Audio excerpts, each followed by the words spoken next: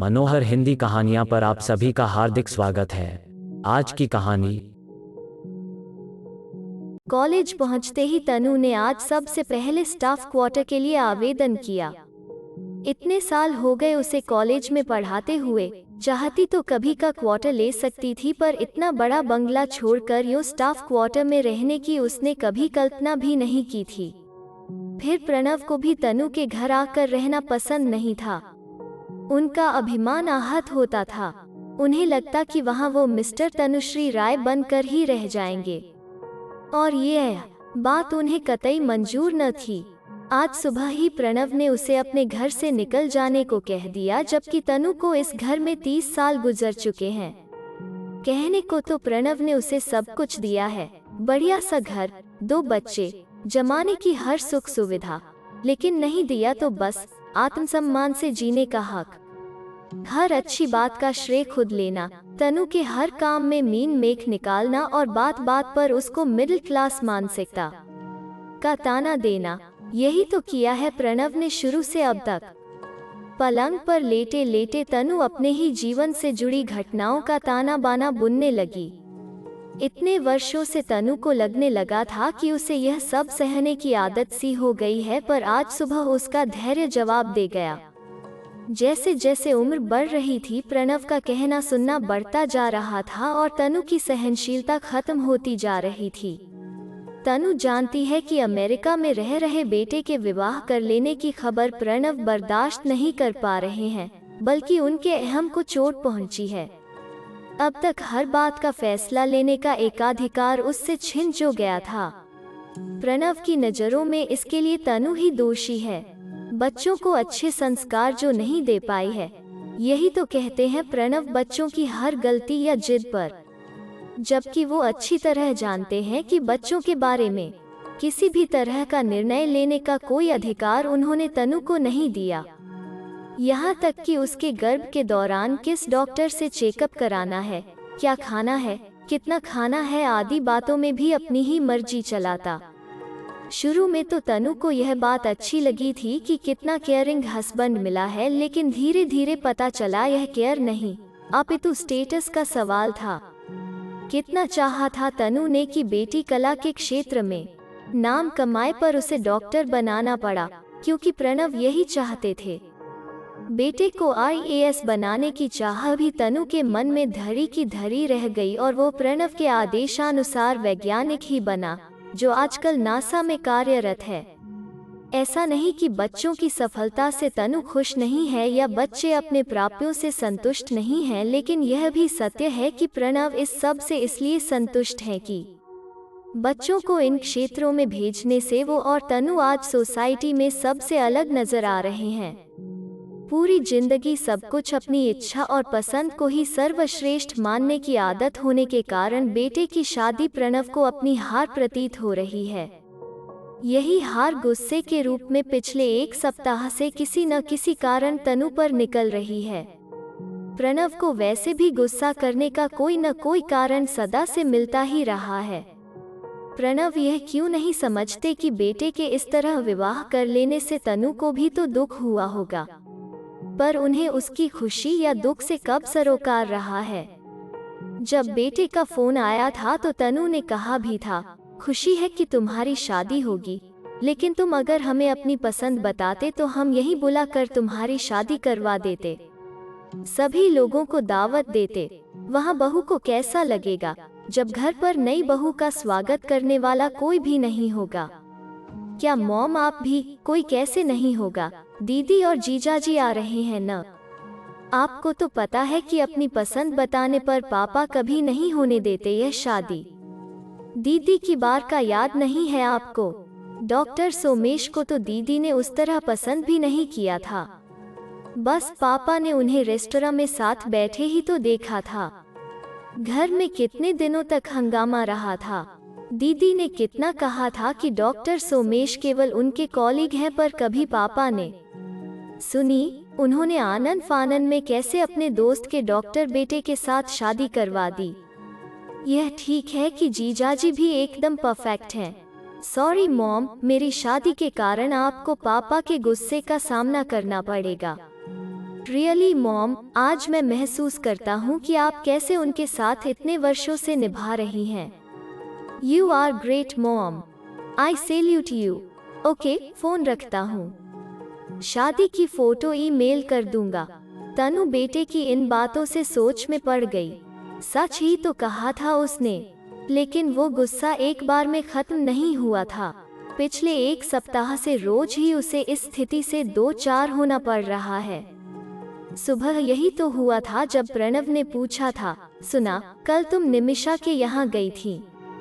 हाँ, मुझे बताया क्यों नहीं? कल रात आप बहुत लेट आए तो ध्यान नहीं रहा। ध्यान नहीं रहा का क्या मतलब है? फोन करके बता सकती थी। कोई काम था वहाँ? निमिषा बहुत दिनों से बुला रही थी। कॉलेज में कल शाम की क्लास थी नहीं, सोचा उससे मिलती चलूं। तुम्हें मौका मिल गया ना मुझे नीचा दिखाने का। तुम्हें शर्म नहीं आई कि बेटे ने ऐसी करतूत की और तुम रिश्तेदारी निभाती फिर रही हो? निमिषा आपकी बहन होने के साथ साथ कॉलेज के जमाने की मेरी सहेली भी है। और रही बात बेटे की, तो उसने शादी ही तो की है, गुनाह तो नहीं। पता है मुझे, तुम्हारी ही शह से बिगड़ा है वह। जब माँ बिना पूछे काम करती है तो बेटे को कैसे रोक सकती है? भूल जाती हो तुम कि अभी मैं जिंदा हूँ, इस घर का मालिक हूँ। मैंने क्या काम किया है आपसे बिना पूछे? इस घर में कोई सांस तो ले नहीं सकता बिना आपकी अनुमति के। हवा भी आपसे इजाजत लेकर यहाँ प्रवेश करती है। जिंदगी की छोटी छोटी खुशियों को भी जीने नहीं दिया। यह तो मैं ही हूँ कि जो यह सब सहन करती रही। क्या सहन कर रही हो तुम? जरा मैं भी तो सुनूं। ऐसा स्टेटस, ऐसी शान, सोसाइटी में एक पहचान है तुम्हारी, और कौन सी खुशियाँ चाहिए? तनु तंग आ गई इन बातों से। हार कर उसने कह दिया, देखो प्रणव, यह रोज की खिच बंद करो। अब इस उम्र में मुझसे और सहन नहीं होता। मुझे यह सब अच्छा नहीं लगता। नहीं सहन होता तो चली जाओ यहाँ से, जहाँ अच्छा लगता है वहाँ चली जाओ। क्यों रह रही हो फिर यहाँ? चली जाऊं, छोड़ दूं? उम्र के इस पड़ाव पर आपको बेशक यह कहते शर्म नहीं आए हो, पर मुझे सुनने में जरूर आए हैं। इस उम्र में चली जाऊं? शादी के 30 साल तक सब झेलती रही, अब कहते हो चली जाओ। जाना होता तो कब की सब कुछ छोड़कर चली गई होती। तनु तड़प उठी थी। जिंदगी का सुख प्रणव ने केवल भौतिक सुख सुविधा ही जाना था।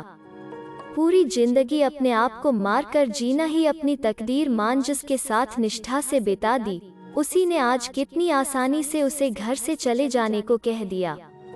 हाँ, आज मुझे यह घर छोड़ ही देना चाहिए।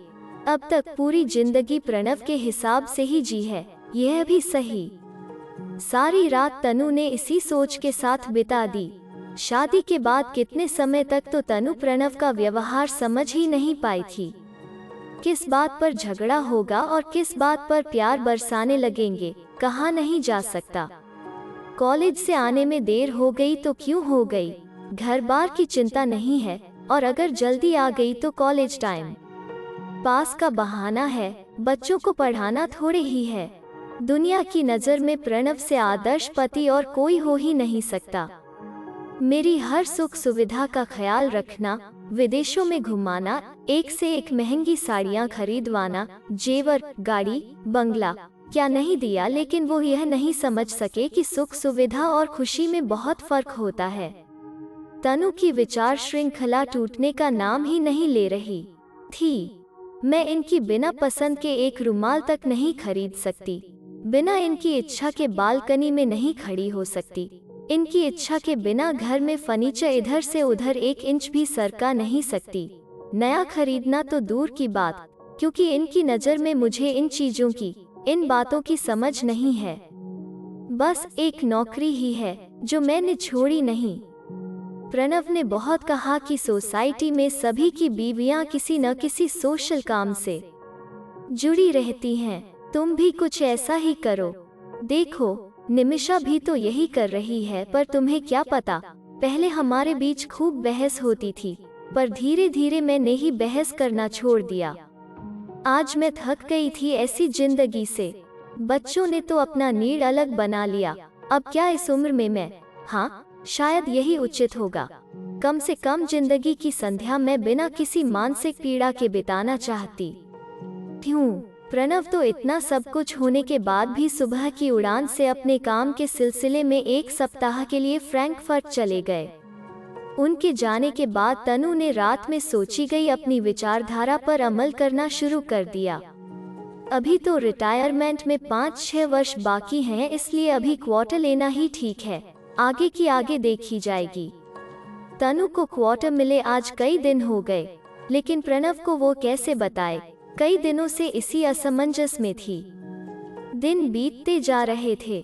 प्रोफेसर दीप्ति, जो तनु के ही विभाग में है और क्वार्टर भी तनु को उसके साथ वाला ही मिला है, कई बार उससे शिफ्ट करने के बारे में पूछ चुकी थी। तनु थी कि बस आजकल करती टाल रही थी। सच तो यह है कि तनु ने उस दिन आहत होकर क्वार्टर के लिए आवेदन कर दिया था और ले भी लिया, पर इस उम्र में पति से अलग होने की हिम्मत वो जुटा नहीं पा रही थी। यह उसके मध्यवर्गीय संस्कार ही थे जिनका प्रणव ने हमेशा ही मजाक उड़ाया है। ऐसे ही 1 महीना बीत गया। इस बीच कई बार छोटी मोटी बातें हुई, पर तनु ने अब खुद को तटस्थ कर लिया। लेकिन वो भूल गई थी कि प्रणव के विस्फोट का एक बहाना उसने स्वयं ही उसे थाली में परोस कर दे दिया है।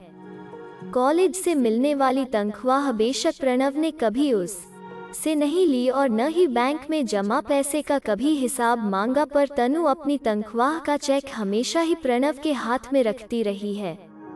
वो भी उसे बिना देखे लौटा देते हैं। इतने वर्षों से यही नियम चला आ रहा है। तनु ने जब इस महीने भी चेक लाकर प्रणव को दिया तो उस पर एक नजर डालकर वो पूछ बैठे, इस बार चेक में अमाउंट कम क्यों है? पहली बार ऐसा सवाल सुनकर तनु चौंक गई। उसने सोचा ही नहीं था कि प्रणव चेक को इतने गौर से देखते हैं। अब उसे बताना ही पड़ा। अगले महीने से ठीक हो जाएगा। इस महीने शायद स्टाफ क्वार्टर के कट गए होंगे। अभी उसका वाक्य पूरा भी नहीं हुआ था। स्टाफ क्वार्टर के? किसका? तुम्हारा? कब लिया? क्यों लिया? और मुझे बताया भी नहीं? तनु से जवाब देते नहीं बना। बहुत मुश्किल से टूटे फूटे शब्द निकले। 1-1.5 महीना हो गया। मैं बताना चाह रही थी, लेकिन मौका ही नहीं मिला। वैसे भी अब मैं उसे वापस करने की सोच रही हूँ। 1 महीने से तुम्हें मौका नहीं मिला। मैं मर गया था क्या? यूँ कहो कि तुम बताना नहीं चाहती थी, और जब लिया है तो वापस करने की क्या जरूरत है? रहो उसमें। नहीं नहीं, मैंने रहने के लिए नहीं लिया। फिर किस लिए लिया है? उस दिन आपने ही तो मुझे घर से निकल जाने को कहा था। तो गई क्यों नहीं अब तक? मैं पूछता हूँ, अब तक यहाँ क्या कर रही हो? आपकी वजह से नहीं गई। समाज क्या कहेगा आपको कि इस उम्र में अपनी पत्नी को निकाल दिया?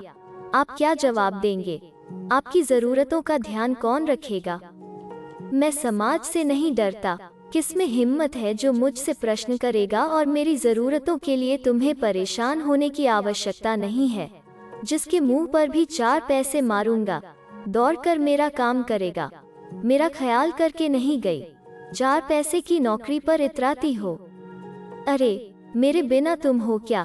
तुम्हें समाज में लोग मिसेज प्रणव राय के नाम से जानते हैं। तनु का क्रोध आज फिर अपना चरम पार करने लगा। चुप रहिए, मैंने पहले ही कहा था कि अब मुझसे बर्दाश्त नहीं होता। कौन कहता है कि बर्दाश्त करो? अब तो तुमने मकान भी ले लिया है। जाओ, चली जाओ यहाँ से। मैं भूल गया था कि तुम जैसी मिडिल क्लास को कोठी बंगले रास नहीं आते। तुम्हारे लिए तो वही 2-3 कमरों का दरबार ही ठीक है। तनु इस अपमान को सह नहीं पाई और तुरंत ही अंदर जाकर अपना सूटकेस तैयार किया और वहां से निकल पड़ी। आंखों में आंसू लिए आज कोठी के फाटक को पार करते ही तनु को ऐसा लगा मानो कितने बरसों की घुटन के बाद उसने खुली हवा में सांस ली है। सारी रात आंखों में ही काट दी तनु ने अपने नए घर में। सुबह ही झपकी लगी कि डोरबेल से आंख खुल गई। सोचा शायद प्रणव होंगे, पर प्रोफेसर दीप्ति थी। बाहर से ताला खुला देखा, इसलिए बेल बजा दी। कब आई आप? शालीनता से पूछा था दीप्ति ने। रात ही में। ओह अच्छा, पता ही नहीं चला। और मिस्टर राय, वो बाहर गए हैं। तब तक 2-4 दिन मैं यहाँ रहकर देखती हूँ, फिर देखेंगे। दीप्ति भेदभरी मुस्कान से बाय कहकर वहाँ से चल दी। पूरा दिन निकल गया प्रतीक्षा में। तनु को बार बार लग रहा था प्रणव अब आए, तब आए, पर वो नहीं ही आए। रात होते होते तनु ने अपने मन को समझा लिया था कि यह किसका इंतजार था, मुझे, उसका, जिसने घर से निकाल दिया। अगर उन्हें आना ही होता तो मुझे निकालते ही क्यों। सचमुच में उनकी जिंदगी का अवांछनीय अध्याय हूँ। लेकिन ऐसा तो नहीं कि मैं जबरदस्ती ही उनकी जिंदगी में शामिल हुई थी। कॉलेज में मैं और निमिषा एक साथ पढ़ते थे।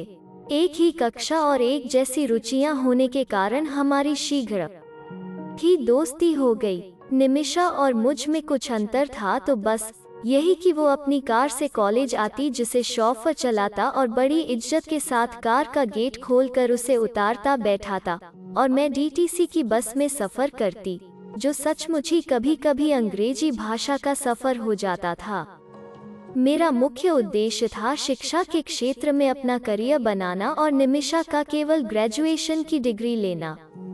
इसके बावजूद वो पढ़ाई में बहुत बुद्धिमान थी और अभी भी है। ग्रेजुएशन करने तक मैं कभी निमिषा के घर नहीं गई। अच्छी दोस्ती होने के बाद भी मुझे लगता कि मुझे उससे एक दूरी बनानी है, कहाँ वो और कहाँ मैं। लेकिन जब मैंने एमए का फॉर्म भरा तो मुझे देख उसने भी भर दिया और इस तरह हम 2 वर्ष तक और एक साथ हो गए। इस दौरान मुझे 2-4 बार उसके घर जाने का मौका मिला। घर क्या था, महल था। मेरी हैरानी तब और बढ़ गई जब एमफिल के लिए मेरे साथ साथ उसने भी आवेदन कर दिया। मेरे पूछने पर निमिषा ने कहा था, यार, मम्मी पापा शादी के लिए लड़का ढूंढ रहे हैं, जब तक नहीं मिलता पढ़ लेते हैं, तेरे साथ साथ जब तक चला जाए।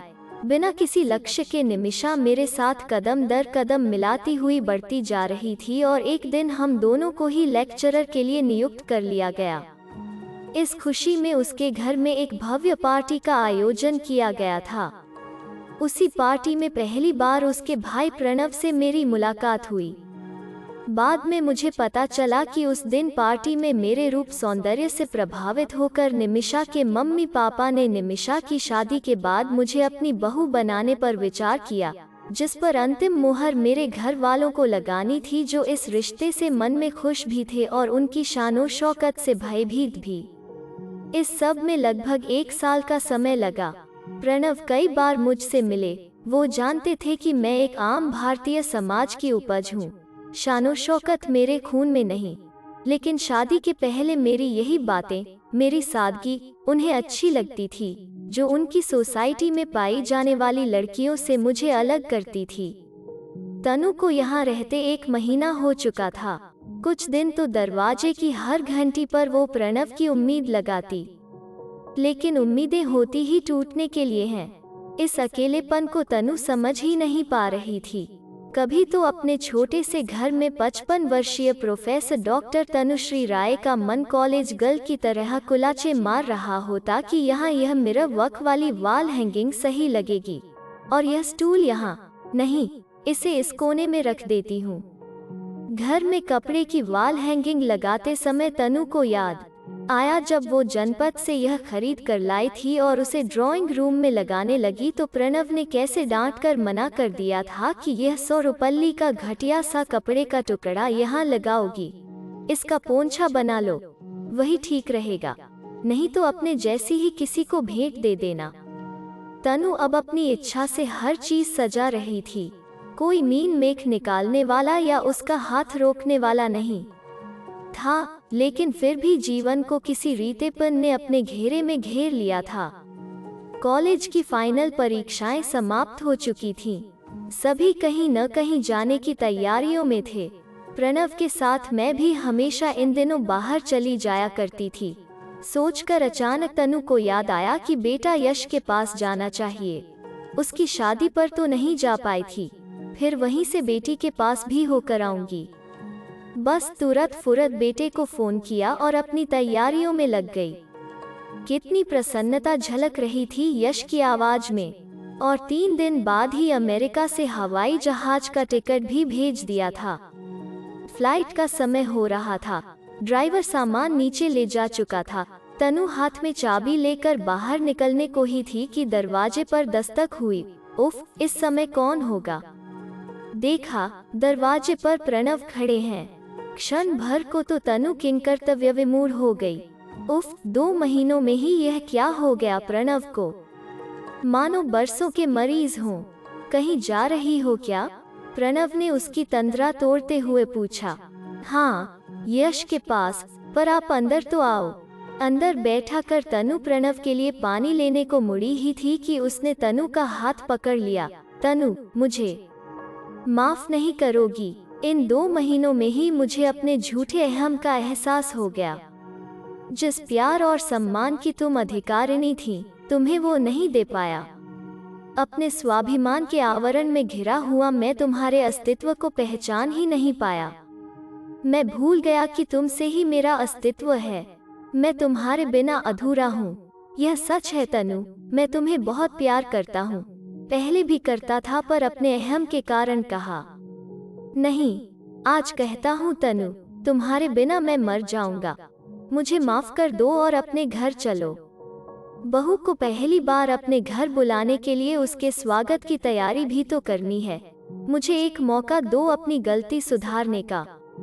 तनु बुढ़ापे में पहली बार अपने पति के प्यार से सराबोर खुशी के आंसू पोंछती हुई अपने बेटे को अपने न आ पाने की सूचना देने के लिए फोन करने लगा। अगर आपको यह वीडियो पसंद आया तो इसे लाइक कीजिए, शेयर कीजिए और इस चैनल को सब्सक्राइब कीजिए। धन्यवाद।